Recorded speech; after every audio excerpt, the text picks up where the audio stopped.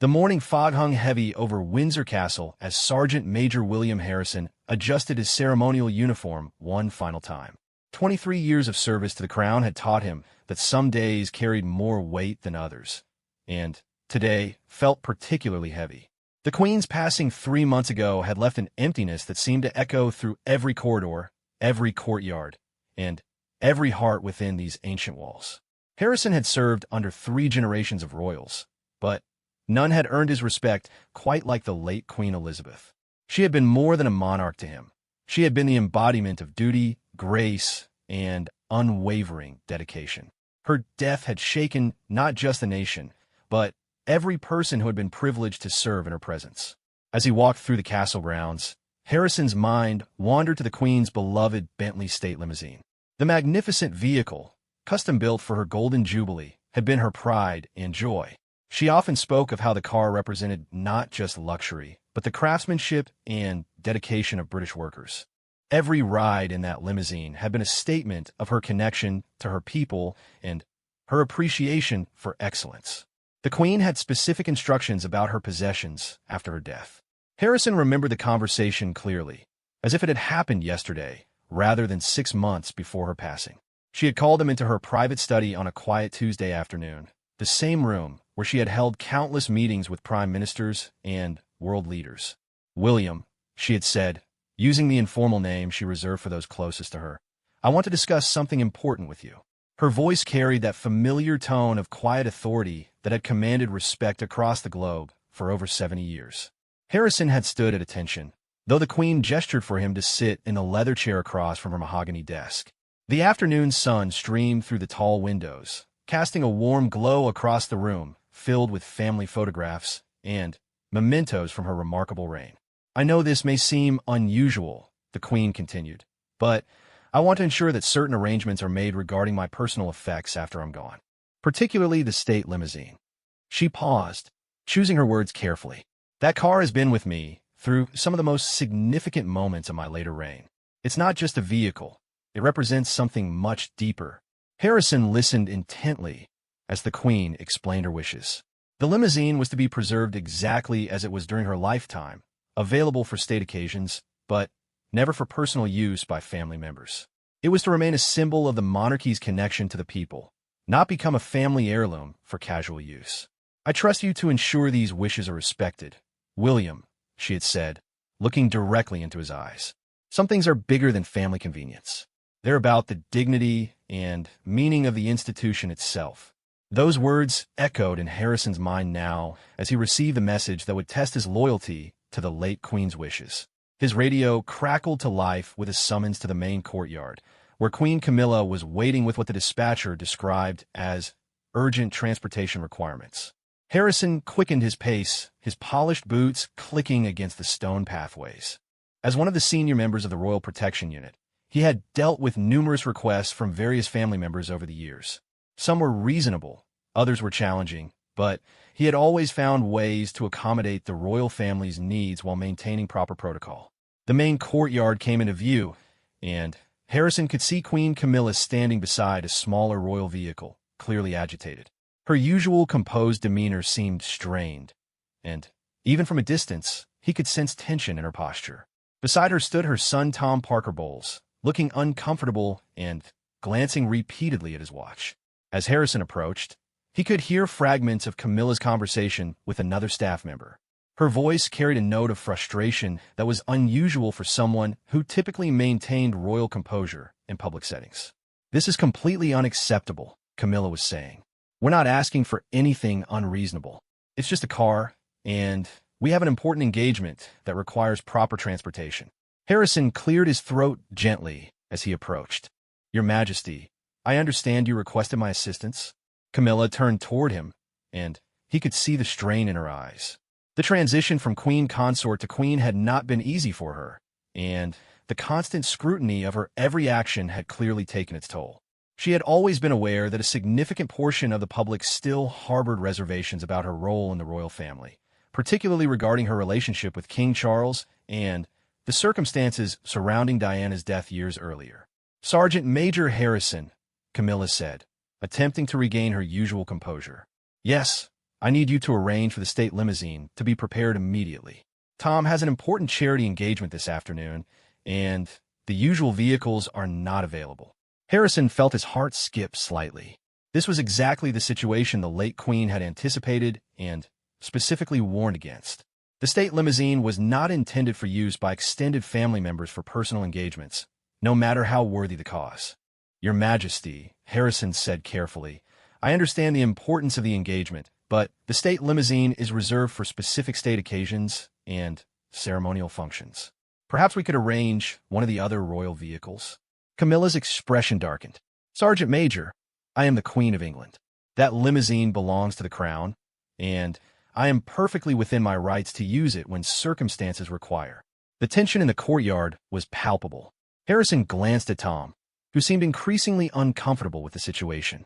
The young man clearly understood that this was about more than just transportation. It was about respect for his step-grandmother's memory and the tradition she had worked so hard to maintain.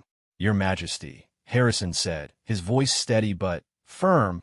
With all due respect, the late Queen Elizabeth left specific instructions regarding the use of the state limousine. Those instructions were clear and detailed, and I am bound by my oath of service to honor them. Camilla's face flushed with anger and embarrassment. The implication that she was somehow disrespecting the late Queen's memory was clearly painful, but Harrison could see that she was not prepared to back down from her demand. Those instructions died with her, Camilla said sharply. I am the current Queen, and I will not be constrained by the preferences of someone who is no longer here to voice them. The words hung in the air like a challenge. Harrison felt the weight of 23 years of service pressing down on his shoulders. He thought of all the conversations he had shared with Queen Elizabeth, all the trust she had placed in him, and all the values she had tried to instill in those around her. Tom stepped forward, clearly uncomfortable with his mother's increasingly aggressive tone. Mum, perhaps we should just use one of the other cars. This seems unnecessarily complicated. But Camilla was beyond reason now.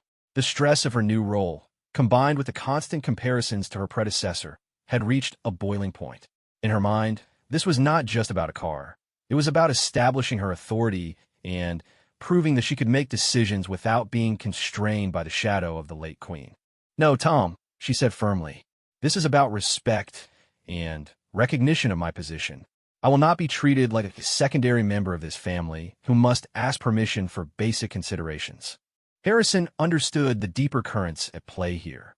Camilla had spent years living in Diana's shadow, then in Queen Elizabeth's shadow, and now she was struggling to establish her own identity as queen. The problem was that her approach was directly contrary to everything the late Queen had stood for. Your Majesty, Harrison said, his voice taking a harder edge, I cannot and will not authorize the use of the state limousine for this purpose. If you wish to override this decision, you will need to speak directly with His Majesty the King. The mention of King Charles seemed to give Camilla pause. She knew that her husband had the utmost respect for his mother's wishes and would likely support Harrison's position. But backing down now would feel like a public defeat, and Camilla was not prepared to accept that outcome. I will not be dictated to by palace staff, she said, her voice rising. You seem to forget your place, Sergeant Major. You serve the crown, and I am the Queen. Harrison felt something cold settle in his chest. In all his years of service, he had never been spoken to this way by a member of the royal family. Queen Elizabeth had always treated staff with dignity and respect, understanding that loyalty was earned, not demanded. Your Majesty, he said, his words measured and deliberate, I have served this family and this institution faithfully for over 2 decades. I have never forgotten my place, and my place is to uphold the values and wishes of the monarchy, even when that means having difficult conversations. The courtyard had fallen silent, except for the distant sounds of London traffic beyond the castle walls. Other staff members who had been going about their duties had stopped to observe the confrontation, though they tried to appear busy with their tasks. Camilla realized that this conversation had gone too far and attracted too much attention. The last thing she needed was stories about her demanding special privileges reaching the tabloid press. But she also felt trapped by her own words and actions, unable to gracefully retreat from the position she had taken. This conversation is not over, she said finally, her voice tight with controlled anger. We will discuss this further with the appropriate authorities.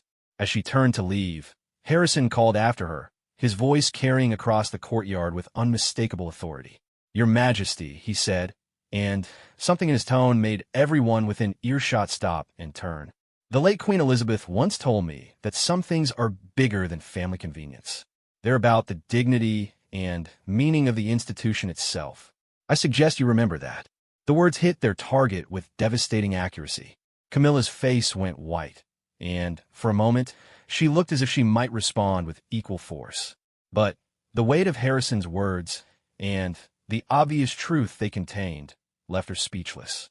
She walked away without another word, Tom following reluctantly behind her, leaving Harrison standing alone in the courtyard with the echo of his own words hanging in the air. He knew that this confrontation would have consequences, but he also knew that he had honored his promise to the late queen, regardless of the personal cost. As the afternoon shadows lengthened across Windsor Castle, Harrison reflected on the complex dynamics that had led to this moment. The royal family was in transition, struggling to find its identity in a post-Elizabeth era. But some things he believed should never change: respect for duty, honor for tradition, and remembrance of those who had served with dignity and grace. The state limousine remained in its designated space, untouched, and preserved exactly as Queen Elizabeth had intended. For Harrison, that was a small victory in a much larger battle for the soul of the monarchy itself. News of the confrontation in the courtyard spread through Windsor Castle faster than wildfire through dry grass. By evening, every member of the household staff knew that Queen Camilla had been publicly challenged by Sergeant Major Harrison over the late Queen's limousine. The story grew with each telling, gaining dramatic flourishes that transformed a tense conversation into something approaching royal legend. Margaret Thornton, the head housekeeper who had served the royal family for 37 years, sat in the staff common room with a cup of tea growing cold in her hands. She had witnessed the entire exchange from an upper-floor window, and the memory troubled her deeply. Margaret had seen many conflicts within the royal household over the decades, but nothing quite like this. "I've never seen anything like it," whispered James Crawford, one of the younger footmen who had been polishing brass fixtures nearby during the confrontation. The way she spoke to Harrison, it was like she completely forgot who he was and what he's done for this family. Margaret nodded gravely. Sergeant Major Harrison delivered Prince William safely through that assassination attempt in 2019. He took a bullet meant for Prince Harry during the overseas tour incident. That man has literally bled for this family. And she spoke to him like he was some sort of insubordinate servant. The room fell quiet as staff members contemplated the implications of what had occurred. Harrison was universally respected among the palace staff, not just for his military bearing and professional competence, but for his genuine dedication to the royal family's welfare. His loyalty to Queen Elizabeth had been absolute, and many staff members saw him as the living embodiment of the values she had tried to instill throughout her reign. "What troubles me most," Margaret continued, "is that this wasn't really about the car at all. This was about authority and respect, and Queen Camilla handled it in the worst possible way." In another part of the castle, King Charles sat in his private study, staring at a formal report that had been placed on his desk an hour earlier. The document, written in Harrison's precise military style, detailed the afternoon's events with clinical accuracy. Every word was carefully chosen, every fact properly documented, but Charles could read between the lines and understand the deeper significance of what had occurred. The king felt the familiar weight of inherited problems settling on his shoulders. His mother had always warned him that the transition period after her death would be the most challenging time for the monarchy in generations. The British people would be watching every decision, every gesture, every indication of how the new reign would differ from the old. Camilla's confrontation with Harrison represented exactly the kind of misstep that could damage the royal family's carefully maintained reputation. Worse, it directly contradicted the image of continuity and respect for tradition that Charles was trying to project as the new monarch. The king's private secretary, Sir Robert Ashworth, knocked gently on the study door before entering. Ashworth had served in various capacities within the royal household for 15 years, and his political instincts were finely tuned to the potential consequences of royal missteps. "Your Majesty," Ashworth said carefully, "I've received several inquiries from press contacts regarding an incident involving the Queen and palace security staff. Nothing specific yet, but they're clearly sniffing around for a story. Charles rubbed his temples wearily. How much do they know? Very little concrete information, but enough to be asking questions. We have perhaps 24 hours before this becomes a more serious problem. The king stood and walked to the tall windows overlooking the castle grounds. In the distance, he could see the garage where his mother's beloved state limousine was housed. The car had been such an important symbol to her, representing not just royal status, but British craftsmanship and the connection between the monarchy and the people. "Sir Robert," Charles said without turning around, "I want you to understand something clearly. My mother's wishes regarding that vehicle will be respected absolutely. There will be no exceptions, no special circumstances, no family privileges that override her specific instructions. Of course, Your Majesty. Shall I communicate this position to the Queen?" Charles turned back to face his secretary, and Ashworth was struck by the weariness in the king's eyes. The burden of kingship, which had seemed so abstract during the long years of waiting, was now manifesting in very concrete and painful ways. "I will speak with the Queen personally," Charles said. "This is a family matter that requires a family discussion." Meanwhile, in her private apartments, Queen Camilla sat before her dressing table mirror, removing the jewelry and formal attire that marked her royal status. The face that looked back at her seemed older than it had that morning, marked by stress and the lingering anger of her confrontation with Harrison. Her lady-in-waiting, Patricia Whitmore, moved quietly about the room, hanging up clothes and organizing the Queen's schedule for the following day. Patricia had served in various royal households for 12 years, and she had developed a keen sense of when to speak and when to remain silent. "Patricia," Camilla said suddenly, "what do you think the staff are saying about what happened today?" The question hung in the air between them. Patricia understood that she was being asked to provide honest counsel, but she also knew that honest counsel was not always welcome, especially when emotions were running high. "Your Majesty," Patricia said carefully, "I think the staff are confused and concerned. Sergeant Major Harrison is very well respected throughout the household." Camilla's reflection stared back at her from the mirror, and she could see the truth of her situation written in her own eyes. The confrontation with Harrison had been a mistake, but admitting that mistake felt like acknowledging weakness in a role that demanded constant strength and authority. "He was insubordinate," Camilla said, but her voice lacked conviction. "I am the Queen, and he refused a direct order." Patricia chose her words carefully. "Your Majesty, if I may suggest, perhaps the issue is not about authority, but about the late Queen's specific wishes. The staff take those very seriously." The gentle correction stung because it contained an uncomfortable truth. Camilla had spent years trying to find her place within the royal family, often feeling like an outsider who had to prove her worthiness at every turn. The death of Queen Elizabeth had represented an opportunity to finally step out of that formidable shadow, but it had also eliminated her most important source of guidance and support. Queen Elizabeth had never been warm toward Camilla, but she had been fair and eventually accepting. More importantly, she had provided clear guidance about royal protocols and the delicate balance between personal desires and institutional responsibilities. Without that guidance, Camilla felt adrift in a role that seemed to change its requirements daily. "Patricia," Camilla said quietly, "do you think I'm failing at this?" The question revealed a vulnerability that surprised both women. Patricia had never heard the Queen express such doubt about her abilities or her place within the royal family. "Your Majesty," Patricia said, moving closer to the dressing table, "I think you're learning a very difficult job under very difficult circumstances. But today's incident could have been handled differently." The honesty was painful, but necessary. Camilla had demanded the limousine not because she genuinely needed it, but because she wanted to assert her authority and prove that she could make independent decisions. The problem was that those decisions had consequences far beyond her personal satisfaction. "What should I do about Harrison?" Camilla asked. "I think, Your Majesty, that depends on what kind of queen you want to be." The words carried more weight than their simple construction suggested. Patricia was asking Camilla to consider not just the immediate problem, but the broader question of how she wanted to be remembered and what kind of legacy she hoped to build. In his own quarters, Harrison sat at his small desk, writing a letter that he hoped he would never need to send. The letter was his formal resignation from the Royal Protection Unit, a position he had held with pride and distinction for over 2 decades. The confrontation with Queen Camilla had forced him to confront an uncomfortable reality about his future service to the royal family. Harrison had served under 3 monarchs and countless family members, but he had never before been placed in a position where his loyalty to the crown conflicted with the direct demands of a senior royal.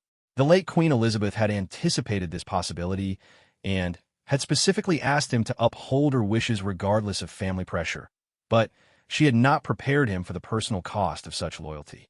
The letter was brief and professional, explaining that he could no longer effectively serve in his current capacity due to irreconcilable differences regarding institutional protocols and family requirements.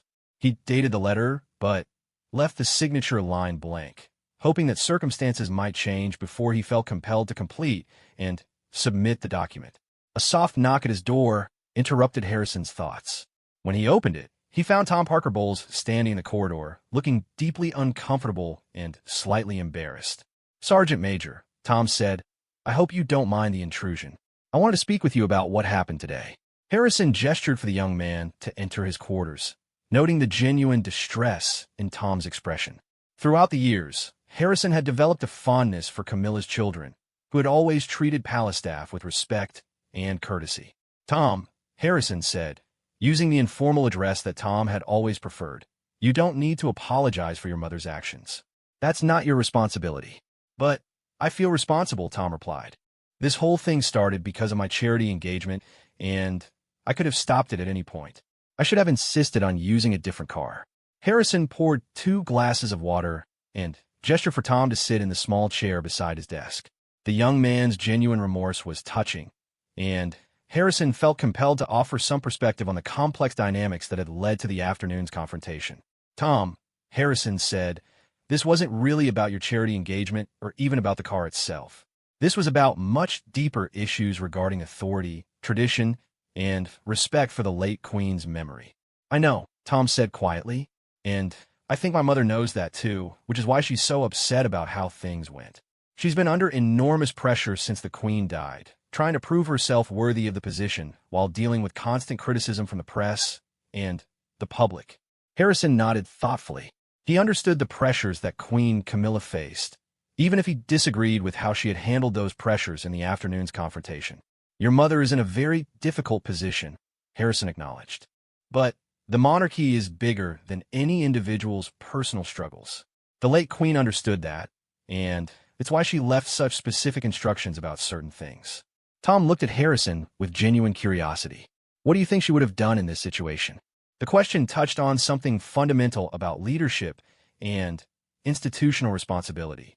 Harrison had observed Queen Elizabeth's decision-making process for years, and he had seen how she consistently prioritized the monarchy's long-term interests over short-term personal considerations. "I think," Harrison said slowly, "that Queen Elizabeth would have found a way to support your charity engagement while respecting the traditions and protocols that give the monarchy its meaning and authority. She understood that true power comes from service, not from the assertion of privilege." The conversation continued for another hour, with Tom asking thoughtful questions about royal traditions and Harrison sharing insights gained from decades of service. By the time Tom left, both men felt that they had gained a better understanding of the complex forces that had led to the day's confrontation. As night fell over Windsor Castle, the various participants in the afternoon's drama struggled with the implications of what had occurred. Each person involved understood that this single incident had the potential to reshape relationships and redefine expectations within the royal household. The late Queen's State Limousine remained in its garage, untouched, and preserved exactly as she had requested. But the human relationships surrounding that symbol of royal authority had been fundamentally altered, and the path forward remained uncertain for everyone involved. The following morning brought an unseasonably gray sky over London, matching the somber mood that had settled over the royal household. King Charles stood in his private breakfast room, staring out at the rain-soaked gardens while his morning tea grew cold on the table behind him. The previous evening's conversation with Queen Camilla had gone worse than he had anticipated, and the weight of family discord pressed heavily on his shoulders. The King's morning briefing with Sir Robert Ashworth had revealed that 3 different tabloid newspapers were now investigating rumors about a heated confrontation between the Queen and palace security staff. While no specific details had leaked yet, Charles knew from bitter experience that royal scandals had a way of growing from whispers into headlines with alarming speed. "Your Majesty," Sir Robert said as he entered the breakfast room with a folder of urgent correspondence. "I've received a formal request from the Queen's private secretary for a meeting regarding palace security protocols. I believe this is related to yesterday's incident." Charles turned from the window, his face showing the strain of a sleepless night spent weighing family loyalty against institutional responsibility. The conversation with Camilla had revealed depths of frustration and resentment that he had not fully understood, but it had also confirmed his worst fears about the challenges facing the monarchy in its transition period. "Schedule the meeting for this afternoon," Charles said. "And, Sir Robert, I want Sergeant Major Harrison present for that discussion." The private secretary noted the instruction, but felt compelled to offer a word of caution. "Your Majesty, the Queen specifically requested that the meeting include only senior administrative staff. Including Sergeant Major Harrison might escalate tensions rather than resolve them." Charles considered this advice carefully. His instinct was to protect Harrison, who had served the royal family with unwavering loyalty and had been following explicit instructions from the late Queen. But he also understood that his marriage and his reign both depended on finding ways to support Camilla while maintaining the dignity and traditions of the monarchy. Nevertheless, Charles said firmly, "Harrison will be present. This matter affects him directly, and he has a right to be heard." Across the castle, Sergeant Major Harrison conducted his morning security briefing with his usual professional demeanor, but the assembled staff could sense underlying tension in his bearing.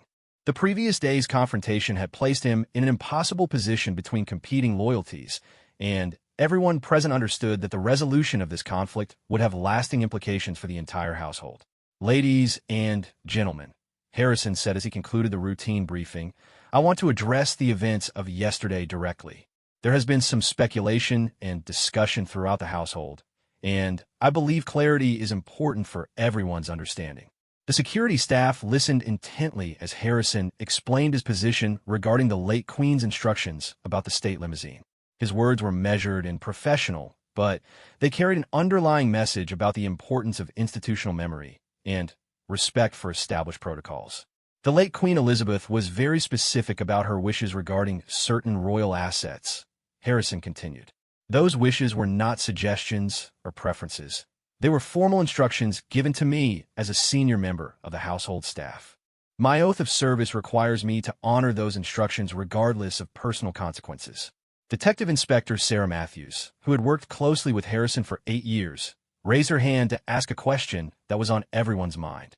"Sergeant Major, what happens if those instructions conflict with direct orders from current members of the royal family?"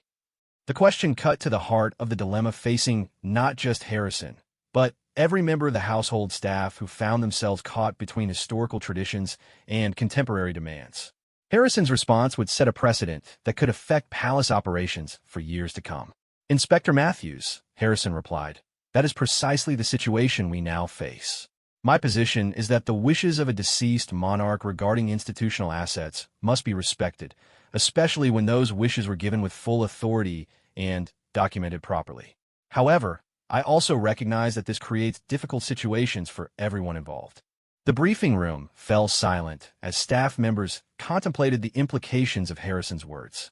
Many of them had served under Queen Elizabeth and remembered her deep concern about maintaining the dignity and meaning of royal traditions. They also understood that challenging current members of the royal family could have serious consequences for their careers and livelihoods. Meanwhile, in her private study, Queen Camilla met with her closest advisors to discuss strategy for the afternoon's meeting with the king. Her private secretary, Amanda Foswell, had served in various government positions before joining the royal household, and her perspective was shaped by years of managing political crises and public relations challenges. "Your Majesty," Amanda said diplomatically, "I believe the key to resolving this situation lies in reframing the discussion away from personal authority and toward institutional efficiency. If we can present reasonable arguments for flexibility in protocol interpretation, we may be able to find common ground." Camilla listened to the advice, but her mind remained focused on the deeper issues underlying the previous day's confrontation. The challenge to her authority by Harrison had felt like a rejection of her legitimacy as queen, echoing years of criticism from media and public figures who question her fitness for the role. Amanda, Camilla said, I need you to understand that this is not just about protocol flexibility. This is about whether I will be able to function effectively as queen, or whether I will constantly be constrained by the preferences and prejudices of people who are no longer alive to defend their positions.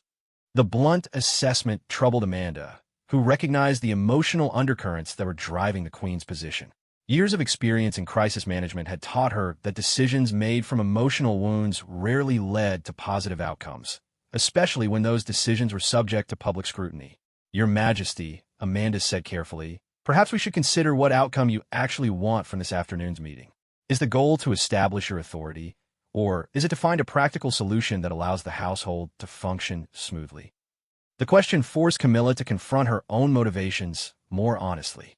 Part of her wanted vindication and acknowledgement that Harrison had been wrong to challenge her. But another part of her recognized that a public battle with a respected member of the household staff would likely damage her reputation more than it would enhance her authority. I want both, Camilla said finally. I want a practical solution, but I also need to ensure that this kind of insubordination doesn't happen again. At precisely 2 o'clock, the key participants gathered in the king's formal meeting room, a space traditionally used for discussions of state business and serious family matters. The room's dark wood paneling and formal portraits created an atmosphere of gravity that seemed appropriate for the difficult conversation ahead. King Charles took his place at the head of the long mahogany table, with Queen Camilla seated to his right. Sir Robert Ashworth sat with his files and notes, ready to provide administrative context for the discussion. Sergeant Major Harrison stood at attention near the door, his military bearing unchanged despite the personal stress of the situation. Please, William, take a seat, Charles said, using Harrison's first name to signal that this was not a formal disciplinary hearing, but rather a family discussion about competing responsibilities. Harrison sat carefully, maintaining his professional demeanor while acknowledging the informality that the king was trying to establish. The gesture was appreciated, but it did not diminish his understanding of what was at stake in this conversation. Charles began by acknowledging the difficulty of the situation for everyone involved. His words were chosen carefully to avoid assigning blame, while establishing the framework for a productive discussion. We are here, the king said, because we have a conflict between respect for my mother's specific wishes and the practical needs of the current royal household. Both concerns are legitimate, and we must find a way to honor both.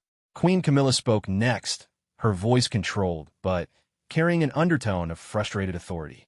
Your Majesty, I believe the core issue here is whether palace staff can refuse direct orders from senior members of the royal family based on their interpretation of historical precedents. The statement was clearly directed at Harrison, though Camilla avoided looking at him directly.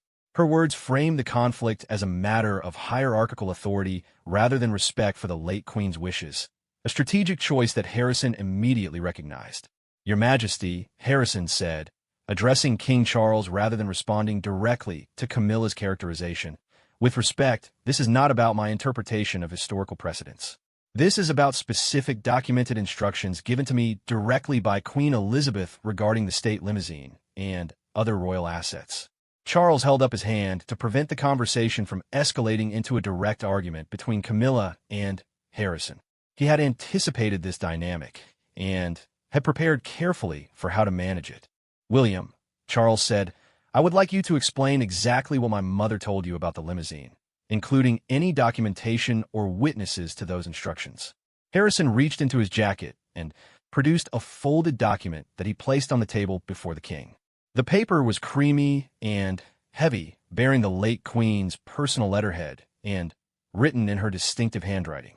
Your Majesty, Harrison said, Queen Elizabeth provided me with written instructions regarding several items, including the state limousine. The letter is dated 6 months before her death and signed in the presence of her private secretary at that time. Charles unfolded the letter and read it carefully, his expression growing more serious with each paragraph. The document was unambiguous in its instructions and clearly written with full mental capacity and royal authority. More importantly, it explained the reasoning behind the restrictions in terms that reflected deep thought about the monarchy's symbolic responsibilities. Queen Camilla watched her husband's face as he read, and she could see that the letter was more comprehensive and authoritative than she had expected. Her strategy of framing the issue as staff insubordination was crumbling as the king absorbed the full scope of his mother's intentions. "Camilla," Charles said quietly, "I think you should read this."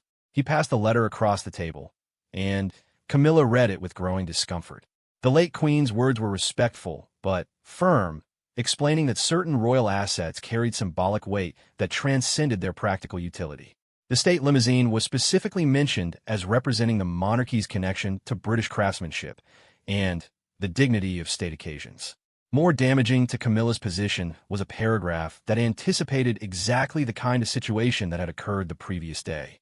Queen Elizabeth had written that family members might request use of restricted items for worthy causes, but that such requests should be declined because exceptions would undermine the principle of institutional dignity. "I see," Camilla said, her voice tight with suppressed emotion. "So even from beyond the grave, she continues to dictate how this household should function." The words escaped before Camilla could stop them, revealing the depth of resentment that had been building for years. Charles looked shocked by his wife's blunt criticism of his deceased mother, while Harrison maintained his professional composure despite the obvious discomfort of witnessing such a personal moment. Sir Robert Ashworth cleared his throat diplomatically, attempting to redirect the conversation toward practical solutions rather than emotional grievances. His political instincts told him that this meeting was in danger of creating more problems than it solved. "Your Majesties," Sir Robert said, "perhaps we should focus on establishing clear protocols going forward. The late Queen's instructions are documented and legally binding, but we can certainly discuss how to implement them in ways that minimize inconvenience for the family."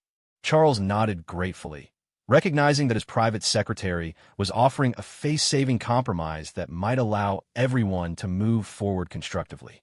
But Camilla was not ready to accept such a solution without addressing what she saw as the fundamental unfairness of her situation.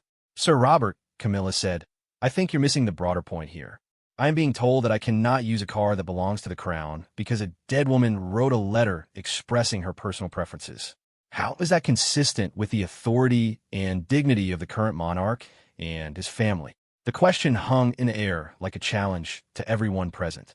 Harrison felt compelled to respond, despite the risks involved in contradicting the Queen directly. "Your Majesty," Harrison said respectfully, "if I may, the late Queen's letter was not about personal preferences. It was about institutional principles that she believed were essential to the monarchy's credibility and public trust."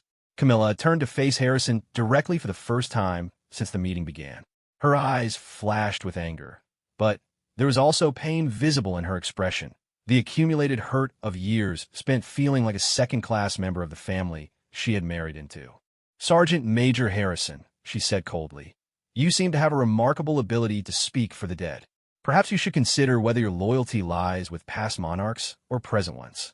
The implied threat was unmistakable, and everyone in the room understood that Camilla was essentially demanding that Harrison choose between his principles and his position. Charles looked deeply uncomfortable with his wife's aggressive approach, but he was clearly reluctant to contradict her in front of staff members.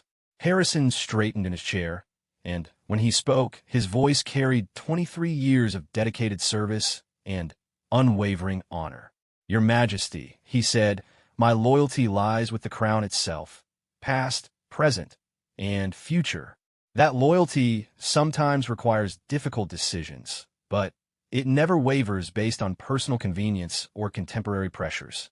The words were perfectly respectful in form, but devastating in their implications.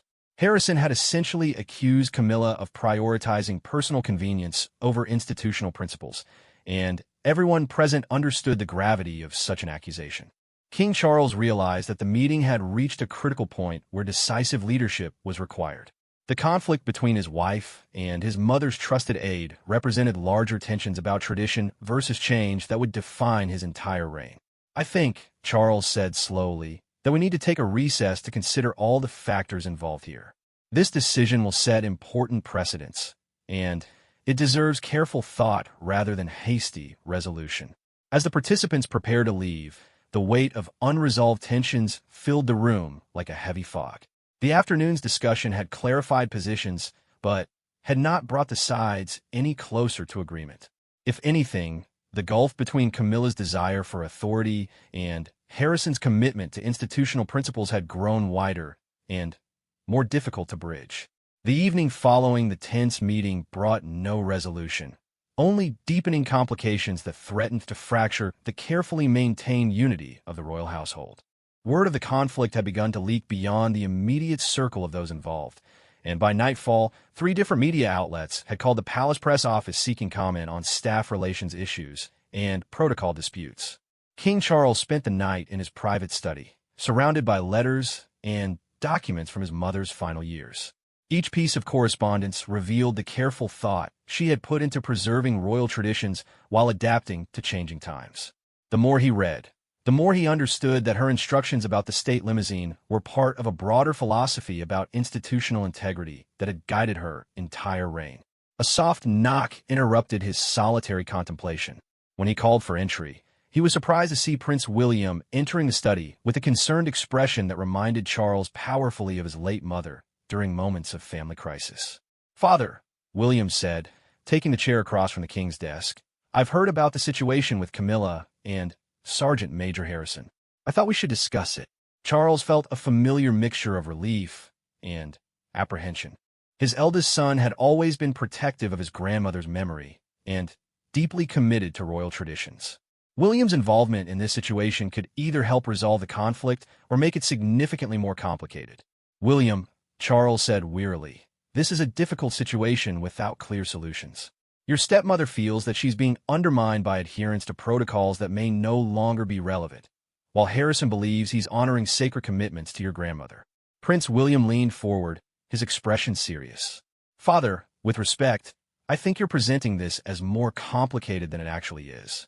Grandmother left specific instructions for good reasons, and those reasons haven't changed just because she's no longer here to explain them." The direct challenge surprised Charles, though he realized he should have anticipated his son's position. William had enjoyed an exceptionally close relationship with Queen Elizabeth, and he had inherited her strong sense of duty and institutional responsibility. "Son," Charles said carefully, "I understand your loyalty to your grandmother's wishes, but I also have to consider the practical realities of supporting Camilla as she adjusts to her role as queen. She's facing enormous pressures, and some flexibility might be necessary." William's expression hardened slightly, and Charles could see flashes of the steely determination that had made Queen Elizabeth such a formidable monarch. "Father, what you call flexibility could easily be seen as abandoning principles the moment they become inconvenient. Is that really the precedent you want to set for your reign?" The question struck at Charles's deepest fears about his kingship. He had waited decades to assume the throne, and he was acutely aware that his reign would be constantly compared to his mother's remarkable legacy. Every decision he made would be scrutinized for signs of weakness or departure from the values that had made the monarchy respected around the world. Meanwhile, in a different wing of the castle, Queen Camilla sat with her son Tom, struggling to explain the complexities of her position without revealing the full extent of her frustration with the royal family's treatment of her concerns. "Tom," Camilla said, "I need you to understand that this situation goes far beyond a simple disagreement about car usage. This is about whether I will be able to function effectively as queen, or whether I will constantly be constrained by other people's interpretations of historical precedents." Tom had spent the previous day thinking carefully about the incident he had witnessed, and his perspective had evolved from simple embarrassment to genuine concern about the long-term implications for his mother's position within the royal family. "Mum," Tom said gently, "I understand that you're feeling frustrated, but I have to ask whether this particular battle is worth fighting. Sergeant Major Harrison is genuinely respected throughout the household, and challenging him publicly might create more problems than it solves." Camilla looked at her son with a mixture of appreciation and exasperation. She valued his honesty, but she also felt that he, like everyone else, failed to understand the cumulative effect of constantly having to defer to other people's preferences and restrictions. "Tom," she said, "you've never had to live in someone else's shadow the way I have. Every decision I make is compared to what Diana would have done or what Elizabeth would have preferred. At some point, I have to establish my own authority, or I'll never be anything more than a placeholder warming the throne until William becomes king." The raw honesty of the statement revealed depths of insecurity and resentment that Tom had not fully appreciated.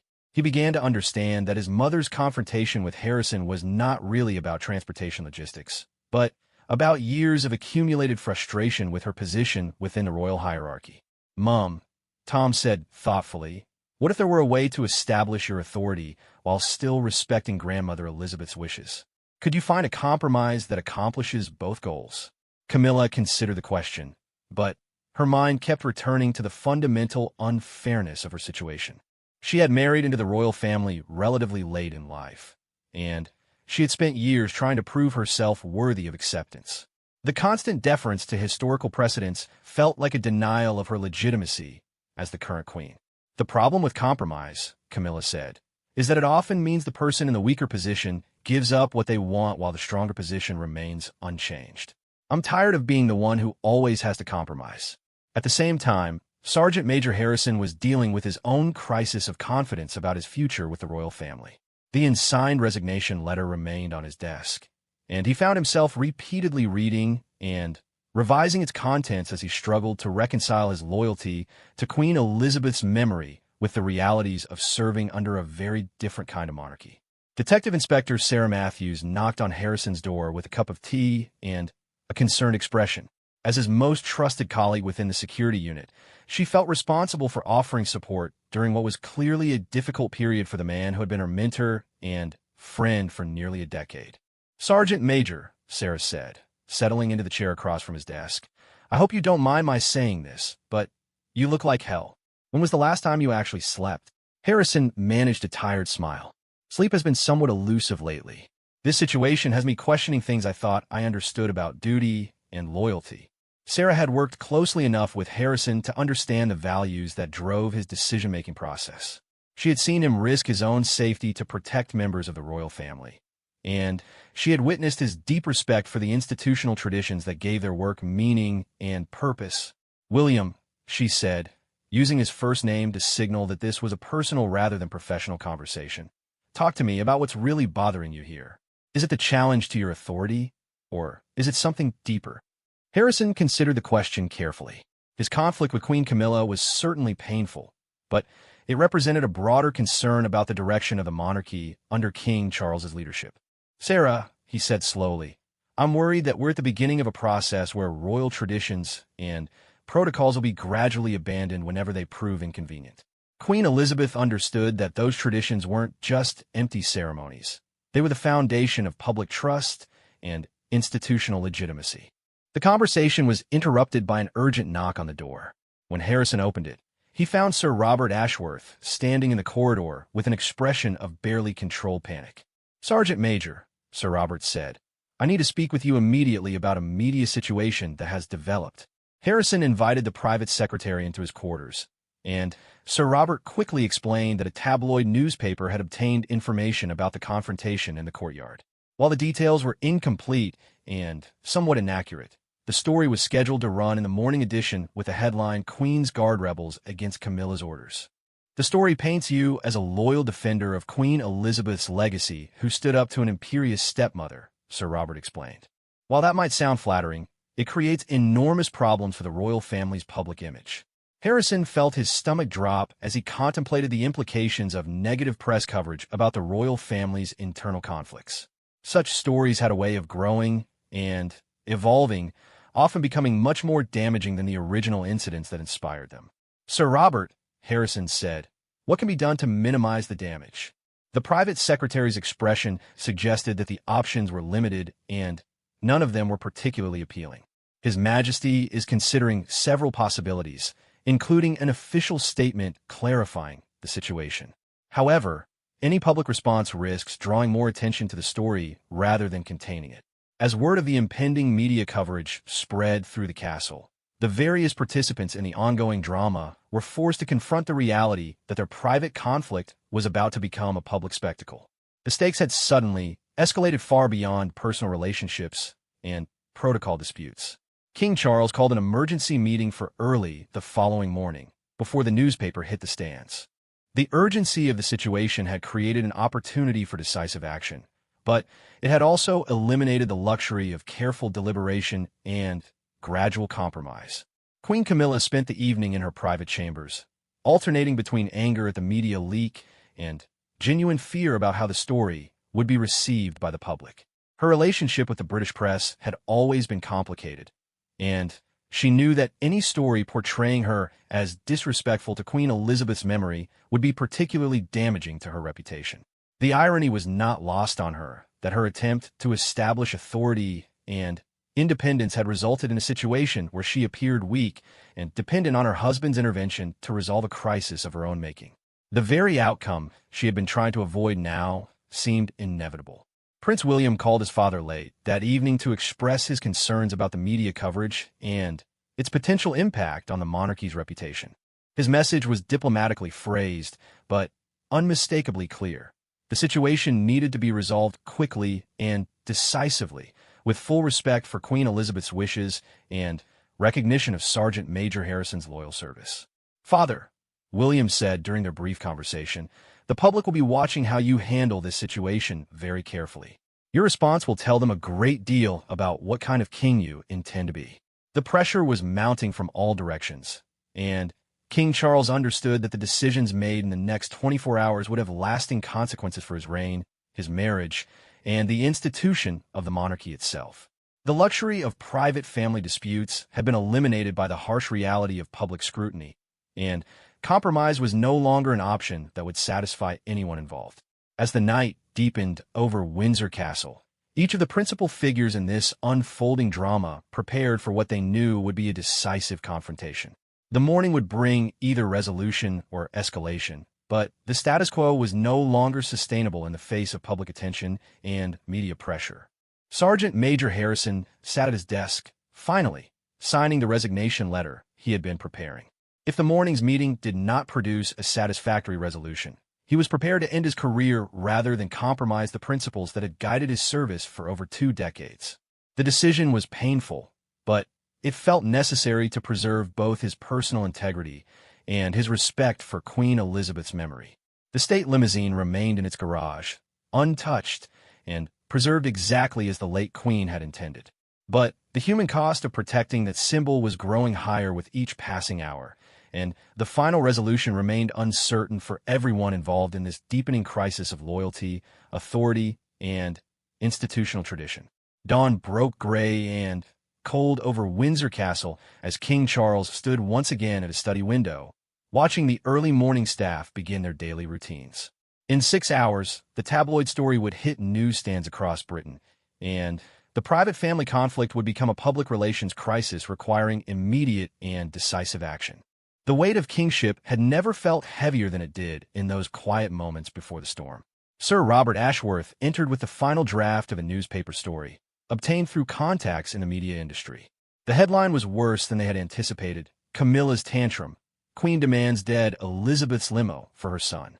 The article, while lacking complete accuracy, painted a devastating picture of royal dysfunction and disrespect for the beloved late Queen's memory. "Your Majesty," Sir Robert said solemnly, "we have perhaps 3 hours to formulate a response before the palace press office is overwhelmed with calls. The story will be online within the hour." Charles read the article with growing dismay. The reporter had clearly spoken with someone present during the courtyard confrontation, though the details had been sensationalized and the context distorted.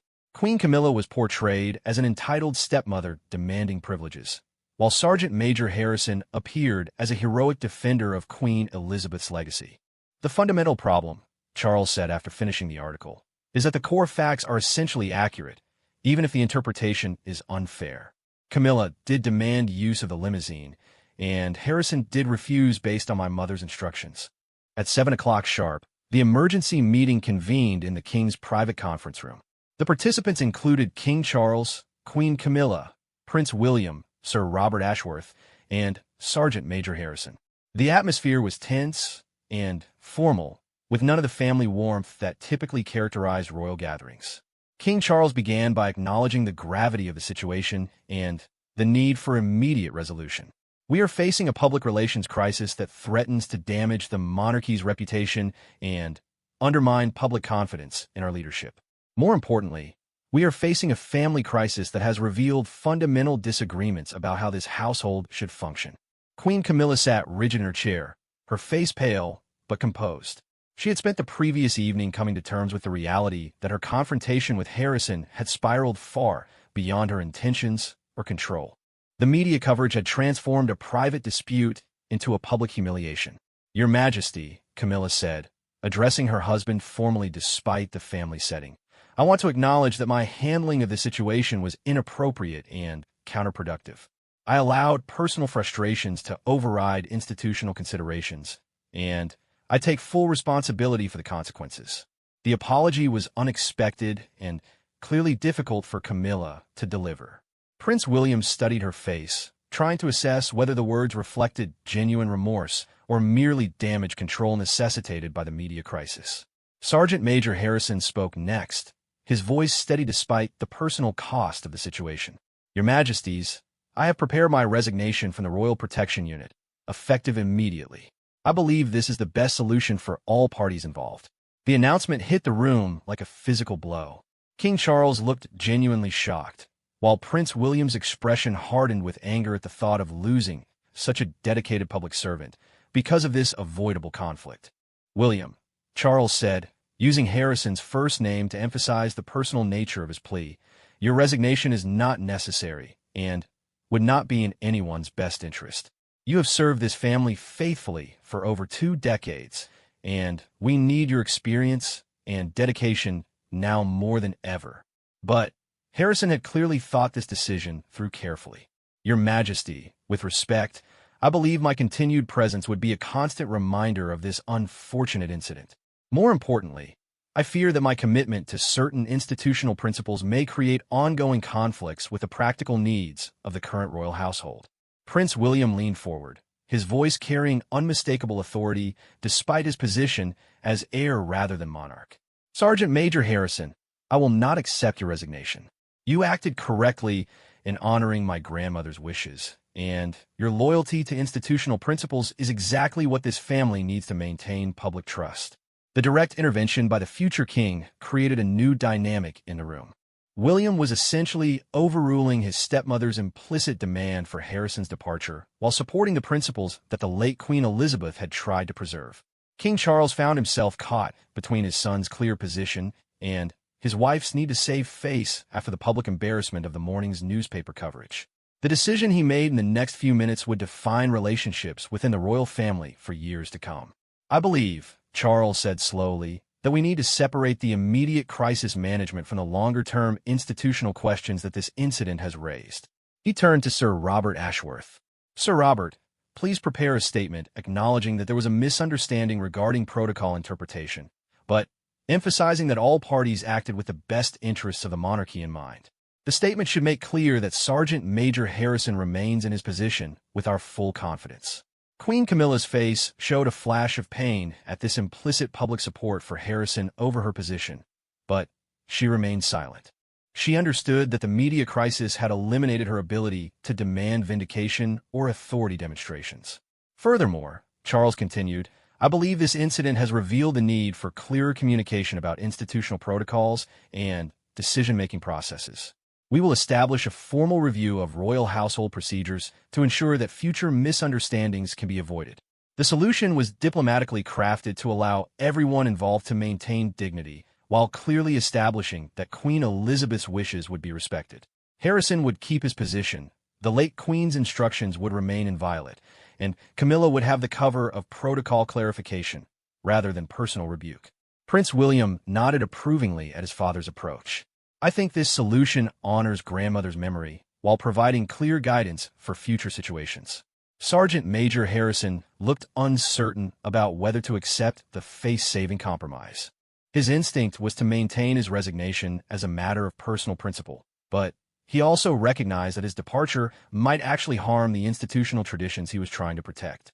"Your Majesty," Harrison said after a long pause, "if you believe my continued service would benefit the institution, then I will withdraw my resignation. However, I must maintain that the late Queen's instructions regarding royal assets will be honored without exception." Camilla finally spoke, her voice quiet but steady. "Sergeant Major Harrison, I owe you a personal apology. My behavior yesterday was inappropriate, and I allowed personal frustrations to override professional respect. You were correct to uphold Queen Elizabeth's wishes, and I was wrong to challenge your authority to do so. The apology was clearly difficult for Camilla to deliver, but it seemed genuine in its acknowledgement of error. Harrison stood and bowed formally. Your Majesty, I accept your apology with gratitude. I also apologize if my response to your request seemed disrespectful. I should have found a more diplomatic way to explain the constraints I was operating under. King Charles felt a wave of relief as the immediate crisis began to resolve into manageable components. The public statement would address the media coverage. The personal relationships had been repaired through mutual apologies, and the institutional principles had been preserved through clear reaffirmation of protocols. 2 hours later, the palace press office released a carefully crafted statement that acknowledged a misunderstanding regarding royal transportation protocols, while emphasizing the royal family's commitment to honoring Queen Elizabeth's wishes and maintaining institutional traditions. The statement praised Sergeant Major Harrison's exemplary service and dedication to royal security protocols, while noting that all parties acted with the best intentions for the monarchy's dignity and effectiveness. The media response was mixed, but generally positive. Most coverage focused on the royal family's unity in honoring the late Queen's memory, rather than on the internal conflicts that had prompted the crisis. The tabloid that had broken the original story was forced to acknowledge in subsequent coverage that the situation had been amicably resolved with mutual respect among all parties. In the days that followed, life at Windsor Castle gradually returned to its normal rhythms, but the effects of the crisis continued to resonate through the royal household. Staff members had witnessed a rare glimpse of the personal tensions that existed behind the carefully maintained facade of royal unity, and everyone understood that the balance of power and authority had been subtly, but significantly altered. Queen Camilla threw herself into her royal duties with renewed focus, clearly determined to rebuild her reputation through dedicated service rather than assertions of personal authority. Her relationship with Harrison remained formally correct, but warmer than before, marked by mutual respect earned through the crisis rather than assumed through hierarchical position. Sergeant Major Harrison continued his duties with characteristic professionalism, but those who knew him well could see that the incident had affected him more deeply than he acknowledged publicly. The conflict had forced him to confront the reality that his absolute loyalty to Queen Elizabeth's memory might not always align with the practical needs of the evolving monarchy. King Charles emerged from the crisis with enhanced appreciation for the delicate balance required to maintain family harmony while preserving institutional integrity. The incident had been a painful lesson in the complexities of leadership during times of transition, but it had also demonstrated his ability to find solutions that honored competing interests without sacrificing core principles. Prince William's intervention had established him more clearly as a future king committed to maintaining royal traditions while adapting to contemporary challenges. His support for Harrison and his grandmother's wishes had sent a clear message about the values that would guide his eventual reign. 3 weeks after the crisis, Queen Camilla made a public appearance at a charity event supporting military veterans, where she was introduced by Sergeant Major Harrison as a queen who understands that true authority comes through service to others. The moment was captured by photographers and widely praised in media coverage as evidence of the royal family's unity and maturity. The late Queen's state limousine remained in its designated space, preserved exactly as she had requested and available for state occasions, but never for personal family use. For Harrison, the untouched vehicle served as a daily reminder that some principles were worth defending regardless of personal cost. For Camilla, it became a symbol of the institutional traditions that gave her role meaning and authority beyond personal ambition. In quiet moments, King Charles sometimes reflected on how close the monarchy had come to a crisis that could have damaged its reputation for generations. The incident had revealed the importance of clear communication, mutual respect, and unwavering commitment to the values that made the royal family worthy of public trust and support. The story that might have been told was one of royal dysfunction and institutional failure. Instead, through difficult conversations and painful compromises, it became a story of family members learning to honor the past while building a future together, guided by principles larger than any individual personality or preference. As autumn settled over Windsor Castle, the lessons of those difficult days continued to influence every interaction and decision within the royal household. The crisis had passed, but its legacy lived on in stronger relationships, clearer protocols, and deeper appreciation for the delicate balance between tradition and adaptation that would define the monarchy's continued relevance in a changing world.